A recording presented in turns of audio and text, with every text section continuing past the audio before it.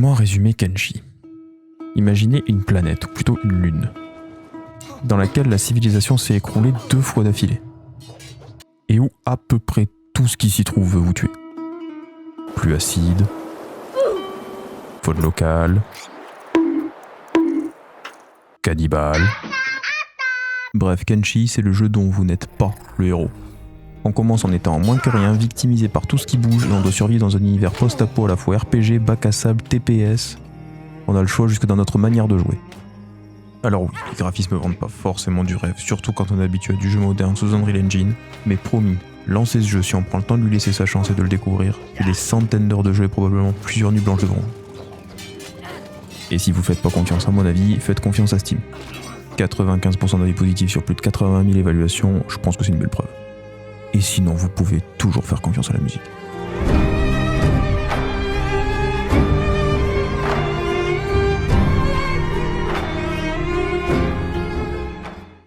Pour cette nouvelle partie, j'ai décidé de me fixer quelques règles. La première, c'est que je peux pas recruter de manière conventionnelle. Je suis obligé de recruter d'anciens esclaves que j'ai moi-même libérés. Et c'est pas juste que je peux les recruter, c'est que je dois les recruter si j'en ai l'opportunité. Et la deuxième, c'est qu'au fur et à mesure de la partie, je vais devoir me débarrasser de tout ce qui pratique l'esclavagisme. Donc la Nation Sacrée et les Cités Unies, qui sont 2 des plus grosses factions du jeu, elles sont par défaut dès le début de partie mes ennemis. En gros, je dois taper tout ce qui pratique l'esclavagisme et récupérer dans mon escouade tout ce qui en a été victime. Pour ce qui est des mods, je vais en avoir beaucoup. Donc je vais pas pratiquer le safe scumming, mais vous inquiétez pas si vous voyez un message sauvegarde rapide effectué, c'est en préventif parce que y a pas mal de crash. Mais si ça vous intéresse quand même de jouer avec exactement le même setup que moi, il y aura la liste de mods dans la description. Je vous mettrai aussi le load order parce que je suis sympa. Et si c'est pas encore là quand la vidéo sort, vous inquiétez pas, j'ai juste pas eu le temps ou j'ai eu la flemme, mais promis ça arrive. Du coup je vais commencer avec le scénario des esclaves de la Nation Sacrée, semble logique. Et j'aurai droit qu'à un seul personnage. J'ai mis la vitesse de dégradation des blessures en x2, ce qui va rendre le jeu beaucoup plus meurtrier et sanglant, et je vais mettre les dégâts en 0,5 fois parce que ça permet de faire des beaux combats qui durent bien longtemps avec des plans bien stylés.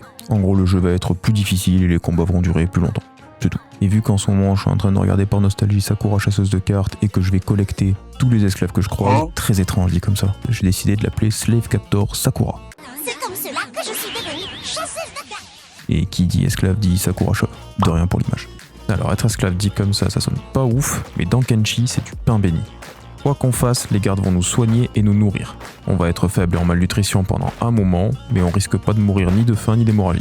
Donc je vais prendre tout mon temps pour me servir de Rebirth, le camp mini où on est, pour récupérer le plus de compétences possible avant d'essayer de m'échapper. Pour commencer, je vais être sage la journée et laisser la tâche esclave obéissant. Comme ça, elle va directement l'éliminer là où elle envoie et retourner dans sa cage la nuit. Et pendant la nuit, je vais essayer de crocheter les chaînes que j'ai aux pieds. Comme ça, je vais pouvoir les mettre dans mon inventaire, augmenter le poids que je porte, et du coup gagner en force pendant la journée en me déplaçant automatiquement. Comme j'ai des modes qui augmentent la difficulté quand on tente de crocheter ses propres chaînes, c'est assez compliqué, mais heureusement j'ai le mode Kenshi qui lui permet de définir la vitesse d'avance rapide du jeu, donc je mets la vitesse régulièrement en x20. Juste pour pas m'endormir devant un écran où mon perso crochette ou mine en boucle. Enfin sauf les moments où je coupe pas le crochetage assez vite le matin et que les gardes me voient et me cassent la gueule.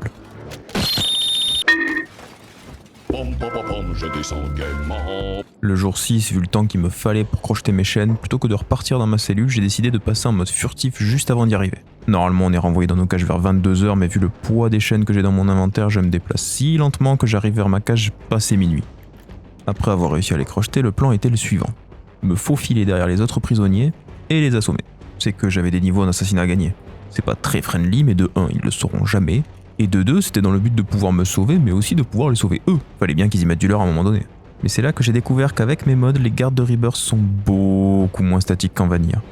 Ils sont partout et ils arrêtent jamais de patrouiller. Du coup, Kenshi est d'un coup devenu Metal Gear Solid.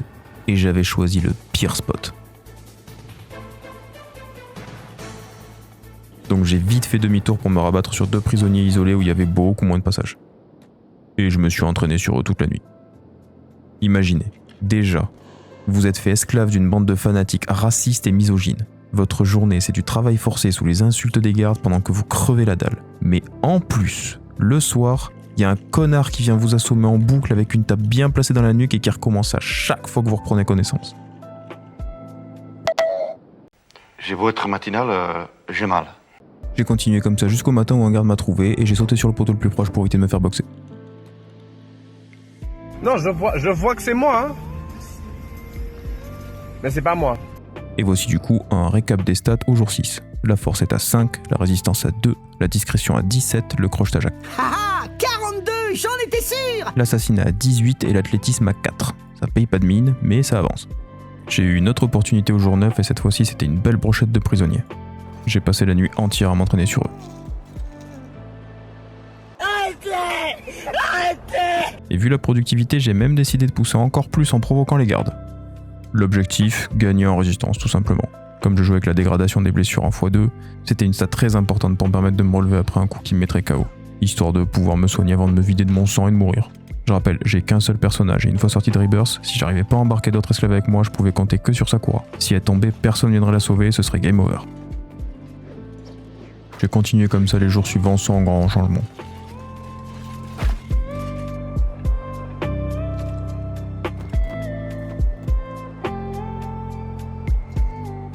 Petit aperçu des stats au jour 14, on est à 22 en force, 16 en résistance, 51 en discrétion, 64 en crochetage, 35 en assassination et seulement 5 en athlétisme. Et il allait falloir travailler ça bientôt si on voulait pouvoir fuir les gardes parce que ça allait être compromis s'ils couraient plus vite que nous.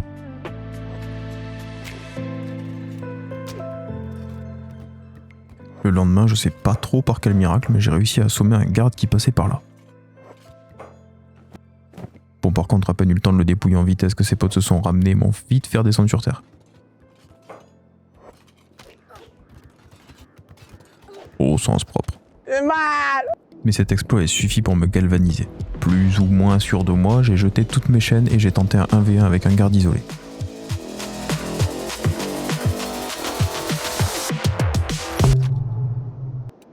Pas un coup, vous m'entendez? Sakura a pas réussi à mettre un seul coup. Et c'était mon problème majeur jusqu'à maintenant.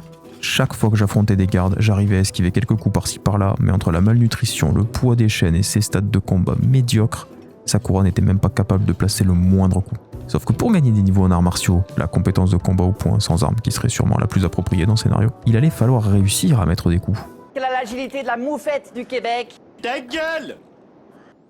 Pour vous dire, j'ai même réussi à assommer un autre garde que j'ai dépouillé de toutes ses affaires pour essayer de m'entraîner avec lui, quand même pas un seul coup de placé. Je vous laisse admirer le cassage de gueule en règle.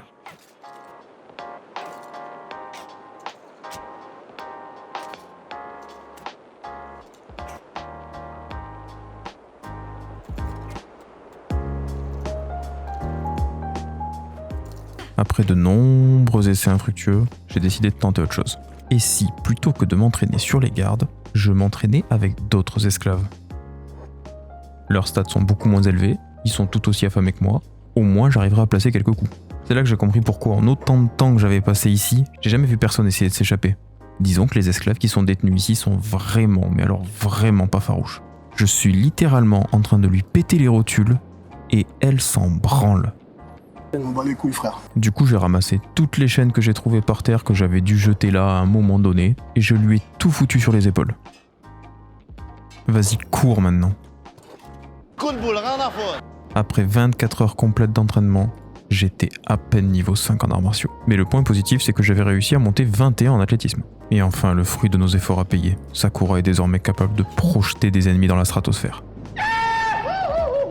Un classique dans Kenji. Étant donné qu'on arrivait bientôt au jour 30 et que je trouvais qu'on était là depuis un bon moment maintenant, j'ai décidé de commencer à essayer de voler un petit peu de nourriture par-ci par-là pour remonter la barre de faim et éviter les malus. L'objectif, préparer une tentative d'évasion. Au jour 28, j'ai réussi à voler une quantité non négligeable de nourriture, avant de malheureusement me faire démonter par l'armée de garde qui me suivait, et du coup de me faire dépouiller de tout ce que j'avais volé. Heureusement, connaissant l'IA du jeu, il y avait de grandes chances qu'ils aient tout rangé au même endroit. Je devrais donc pouvoir assez facilement tout récupérer. Et comme prévu, ils m'avaient gentiment tout gardé au chaud au même endroit. Plus qu'à se servir. Et comme c'était juste pas possible de tout récupérer sans me faire remarquer avec du niveau 1 en vol à la tire, et que l'IA est complètement débile, il m'a suffi de tout jeter par terre pour crocheter ma cage et tout récupérer après.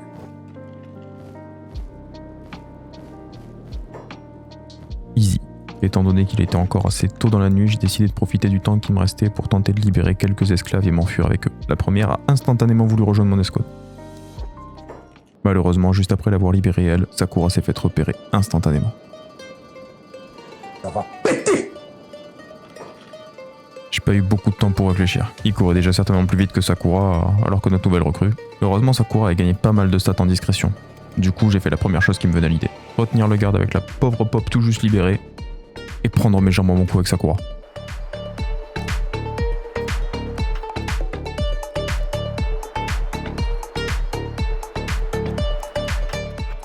Et avant de tenter de partir, autant essayer d'assommer quelques gardes sur le passage pour récupérer 2-3 kits de soins et un peu d'armure.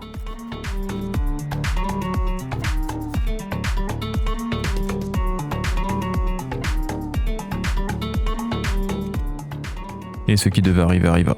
Sakura finit par se faire repérer. Plus qu'à espérer qu'elle arrive à courir plus vite que les soldats de la Nation Sacrée.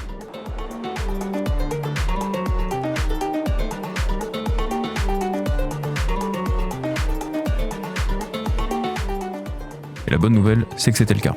Elle arrivait à courir aussi vite, sinon plus vite qu'eux. Par contre, pour ce qui était de Pop, il allait falloir prier pour que des soldats viennent la soigner rapidement.